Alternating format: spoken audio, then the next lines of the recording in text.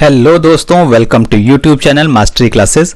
और हम पढ़ रहे हैं recording of transaction class 11th की अकाउंटेंसी। तो दोस्तों हमने दो टर्म्स पढ़ी थी, एक जर्नलाइजिंग और पोस्टिंग। तो जर्नलाइजिंग में हम क्या करते हैं, हम जर्नल एंट्रीज करते हैं। तो जर्नल एंट्रीज हमने पीछे करके देख ली, हमने बहुत सारे क्वेश्चन भी कर लिए। अब हम आते हैं पोस्टिंग पे। तो मैंने आपको बताया था कि पोस्टिंग क्या होती है। जब पहले क्या होता है कि पहले जर्नलाइजिंग होती है। आप जो भी एंट्रीज होती हैं, प्रारंभिक एंट्रीज जो होती हैं, वो जनरल बुक्स में होती हैं। और जनरल बुक्स में हम जनरल एंट्री पास करने के बाद उन्हें हम ट्रांसफ़र करते हैं लेज़र में। जो हम एंट्रीज को जनरल एंट्रीज को लेज़र में ट्रांसफ़र करते हैं, पोस्टिंग करते हैं, तो उस पर जो अकाउंट बनता है उसे लेज़र कहते हैं। ठीक है ना। तो यह देखा होगा आपने कि मैंने आपको पहले करके भी बताया था कि जो हमारे लेज़र होते हैं वो इस तरीके के कुछ बनते हैं। देखिए इस तरीके का मैंने बना के बताया था, लेकिन ज़्यादा डिटेल बताया नहीं था। ठीक है, यहाँ पे ये अकाउंट हो गया, यहाँ पे ये आपका डेबिट हो गया, ये क्रेडिट हो गया। ठीक है, इस तरीके से बनते हैं। तो ये होते क्या हैं, इनके बारे में अब हम डिटेल से पढ़ेंगे और इसके क्वेश्चन भी करके देखेंगे कि यहाँ पे अकाउंटिंग, जो जनरल अकाउंटिंग है, उसे कैसे पोस्ट करते हैं। ठीक है, तो जनरल लेज़र क्या होता है। तो जनरल लेज़र क्या होता है, हिंदी में से खाता बही कहते हैं। The ledger is principal book of accounting system. It contain different accounts where transactions relating to the account are recorded. A ledger is the collection of all accounts, debit और credit, in journal proper and various special journal. A ledger may be in the form of bound ledger, card, or separate sheet may be maintained in a loose leaf binder. In the ledger, each account is opened preferably on separate page or card. तो हिंदी में कहते हैं इसे खाता बही। तो खाता बही लेखांकन तंत्र में प्रयुक्त होने वाली प्रमुख पुस्तक है। इसमें विभिन्न खाते होते हैं जिनमें उनसे संबंधित शोधों का अभिलेखन किया जाता है। खाता बही नाम व जमा किए गए खातों का संग्रह है, जिनकी प्रथम प्रविष्टियां रोजाना मंचे व दैनिक पुस्तकों में की गई है। खाता बही रजिस्टर खुले कार्ड या फाइलों में रखे गए कागज किसी भी रूप में हो सकते हैं।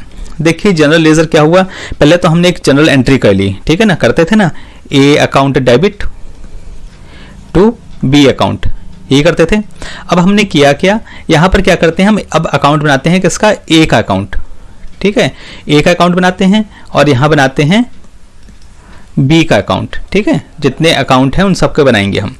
तो एक तो ए के अकाउंट में एंट्री गई, एक बी के अकाउंट में गई। तो ए के अकाउंट की एंट्री हम ए के अकाउंट में डालते हैं और बी वाली एंट्री बी में डालते हैं। ठीक है, तो ये जो अकाउंटिंग की ट्रांजैक्शन की हमने जो जनरल से, ये क्या है, हमारे जनरल अकाउंटिंग है, जनरल है। तो जनरल से हमने जो अकाउंटिंग की, तो ये हमारे अकाउंट में चले गए। ठीक है, तो ये ही जो है ये लेज़र कहलाते हैं। ठीक है, तो ये लेज़र जो है इसे हम प्रिंसिपल बुक कहते हैं, यानी कि प्रथम प्रारंभिक पुस्तक कहते हैं। क्यों, क्योंकि देखिए जनरल से जब हमने पोस्टिंग की तो ये लेज़र में आए और यहाँ पे इसका खाता बना, ए का खाता ये बना, अकाउंट ये बना कि ए के पास कितना डेबिट क्रेडिट क्या है। ठीक है, तो इसलिए इसे प्रिंसिपल बुक्स कहा जाता है। और इसमें ना सारी अकाउंटिंग होती है, चाहे डेबिट हो क्रेडिट हो, ये सारी अकाउंटिंग ये लेज़र में होती है। और यहीं से हम देख पाते हैं कि इसका अकाउंट बैलेंस क्या है, इसकी स्टेटस क्या है, इसकी एक स्पेसिफिक डेट पे क्या इंफॉर्मेशन हम ले सकते हैं इससे।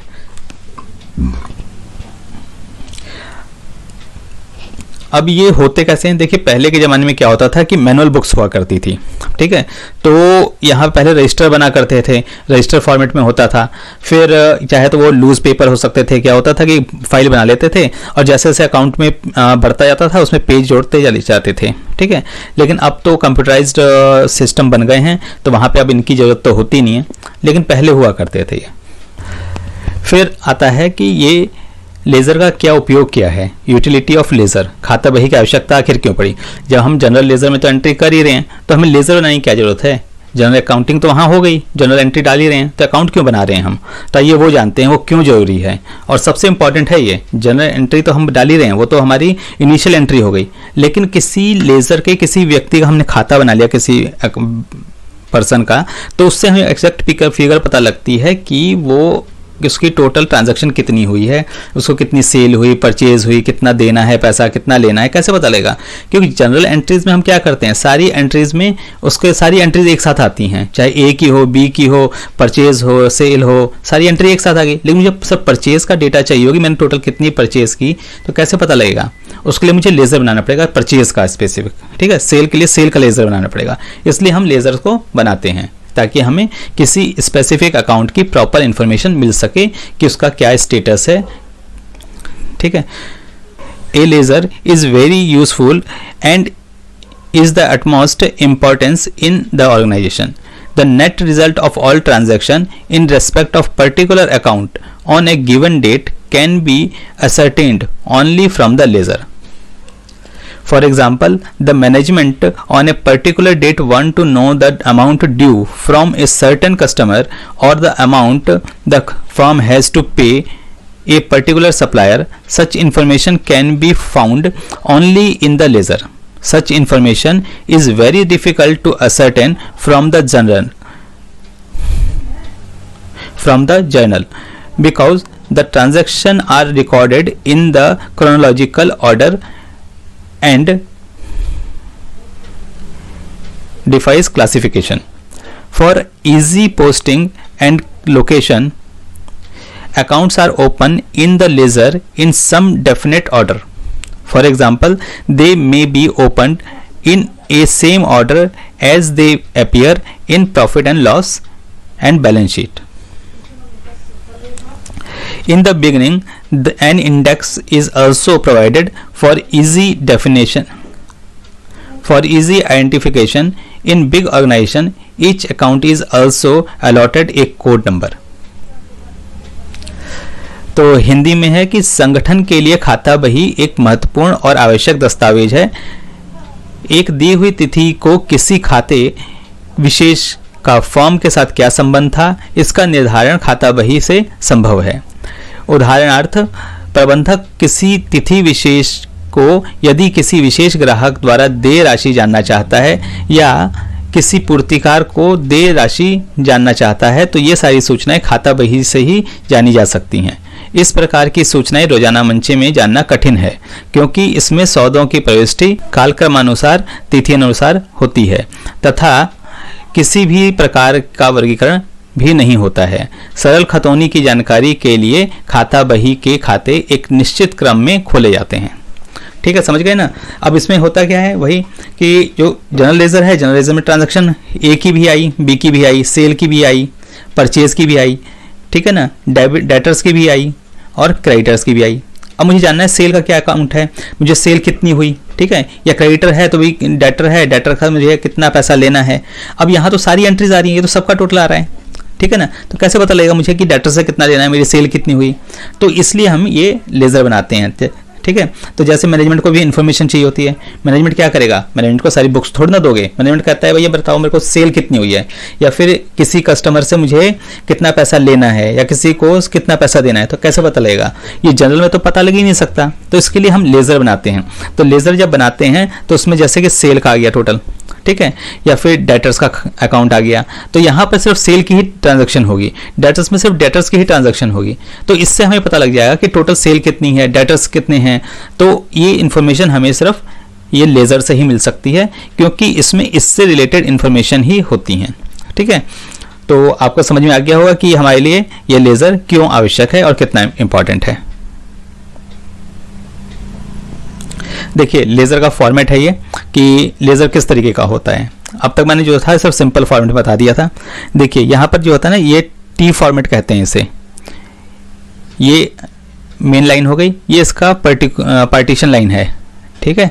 ये वाली जो लाइन है इसकी, ये पार्टीशन लाइन है। तो दो पार्ट्स में डिवाइड होता है, ठीक है। यहाँ से ये, तो यहाँ पर तो लेजर का नाम आ जाता है, जैसे कि डेटर्स अकाउंट, यहाँ डेटर्स लिख रहा हूँ। अगर कोई नाम है हमारे पास तो हम उसका लिख देंगे, जैसे कि अमर अकाउंट, अमर हमारा डेटर है तो अमर अकाउंट लिख दिया, ठीक है, नाम आ गया उसका। ये होती है हमारी डेबिट साइड और ये जो होती है ये होती है हमारी क्रेडिट साइड। तो सबसे पहले आता है डेट, पर्टिकुलर, जेएफ, ठीक है, फिर अमाउंट, फिर इसी तरीके से डेट, पर्टिकुलर्स, जेएफ और अमाउंट। ठीक है, तो समझ गए होंगे। तो यहाँ पर जो डेबिट की ट्रांजैक्शन है वो डेबिट साइड में आएगी और क्रेडिट की ट्रांजैक्शन है वो क्रेडिट साइड में आएगी। और यहाँ पर लास्ट में हम करते हैं इसका टोटल। ठीक है, यहाँ पर टोटल आता है ये, और सेम यहाँ पर भी टोटल आएगा। अब यहाँ पर टोटल आता है इस तरीके से।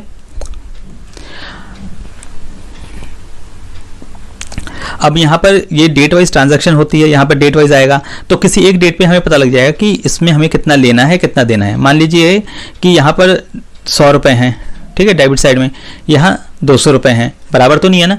तो यहाँ पर हम लिखेंगे 200 रुपये और यहाँ पर भी लिखेंगे 200 रुपये और यहाँ पे लिखेंगे ये CD कैरी फॉरवर्ड।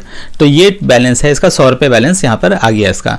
तो इस तरीके से हम पता लगाते हैं कि एक स्पेसिफिक डेट पे उसका बैलेंस कितना है, कितना अमाउंट उसे लेना है, देना है, क्या करना है। ठीक है ना, समझ गए आप बात को। तो दोस्तों आगे आने वाले वीडियो में हम डिस्कस करेंगे ये डाटा लेज़र के क्लासिफिकेशंस के बारे में और जनरल और लेज़र में क्या डिफरेंस होता है। ठीक है, तो इसके लिए आपको करना होगा इस चैनल को लाइक, सब्सक्राइब और बेल आइकन को हिट करें ताकि आपको नोटिफिकेशंस मिलती रहें। फिर मिलेंगे नेक्स्ट वीडियो में। Till then good bye.